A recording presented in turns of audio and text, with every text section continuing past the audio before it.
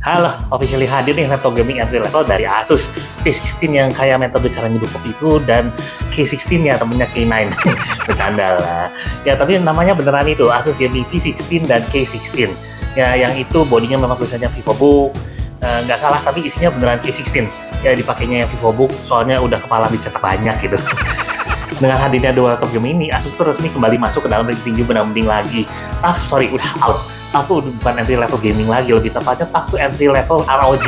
Anyway, buat spek singkatnya, V16 itu menggunakan Intel Core 5210H. Nantinya bakalan ada yang up to Core 7 juga. GPU-nya di sini ada menggunakan 3050 dan ada juga yang menggunakan 4050. RAM bawaannya ini 16 GB, kalau gua nggak salah ini tuh baru satu keping ya.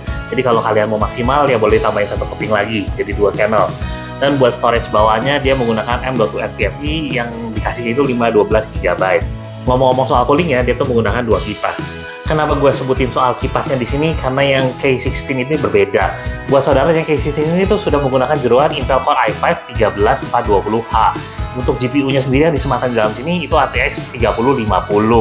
Untuk RAM bawahnya dia menggunakan yang 8 GB tapi onboard ya.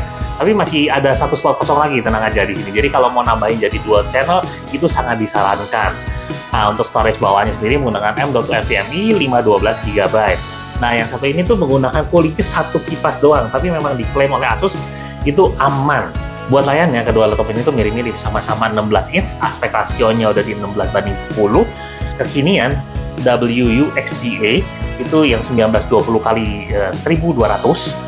Refresh rate-nya udah di 144 Hz, tapi sayangnya buat color gamutnya itu cuma di 45% NTSC atau sekitar 60%-an sRGB. Ya namanya juga laptop harga budget ya. Dua laptop ini tuh cocok buat gaming sama content creation, yang mana kalau warnanya mau akurat itu colok lagi aja ke monitor yang udah minimal ya 100% sRGB lah. Nah yang bikin dua laptop ini jadi bersaing banget itu ada di harganya. Yang V16 itu mulai dari 13.300.000-an, sedangkan yang K16 itu lebih fantastis lagi, mulai di 10.100.000-an doang. Nah, buat pengetesannya itu seperti yang gue udah pernah bahas di video-video gue sebelum ini, itu kalau yang sudah menggunakan RTX 3000 series ke atas tuh dipakai Genshin Impact tuh memang udah pasti aman ya. Cuman yang nggak disangka-sangka itu menggunakan game baru seperti Dynasty Warrior, itu tuh masih bisa dapat di kisaran 40-an sampai 50-an FPS, dan itu pun tanpa panas-panas amat lagi. Jadi benar-benar yang mana nih?